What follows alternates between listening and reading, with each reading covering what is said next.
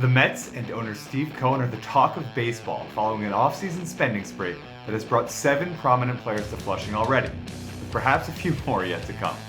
I'm MLB.com Mets beat reporter Anthony DiComo, here to break it all down for you on this edition of the Beat Report.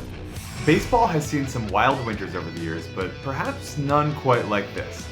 Since the start of the offseason, Steve Cohen has committed $461.6 million, almost $500 million, to 6 free agents.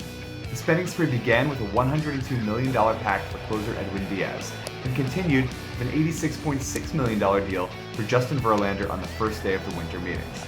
Turns out, the Mets were only just getting started. Days later, Jose Quintana got $26 million to join Verlander in the rotation. Then Brandon Nimmo returned on a $162 million deal, followed by David Robertson for $10 million, and finally Kodai Senga for $75 million. Along the way, the Mets swung a trade for lefty reliever Brooks Raley. With the additions, their payroll jumped over $300 million and the final luxury tax threshold, the highest one, which brings their total tax outlay, with all things considered, over $400 million. A hefty price to spend, but for owner Steve Cohen, it's full win-now mode.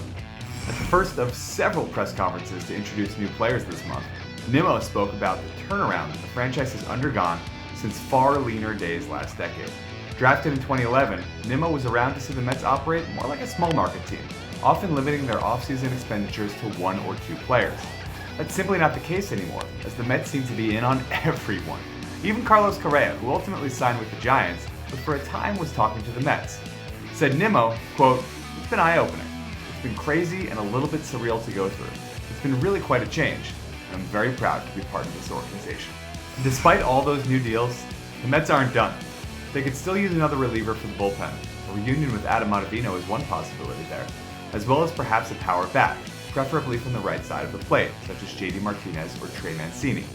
These are luxuries, to be sure, for a team with the highest payroll in baseball, but the Mets didn't spend this much money to stop short of what they feel can be a title-winning team. For more on the team's off-season expenditures, be sure to log on to MLB.com and MLB Network for all the latest updates. I'm Anthony DiComo, and this has been the Beat Report.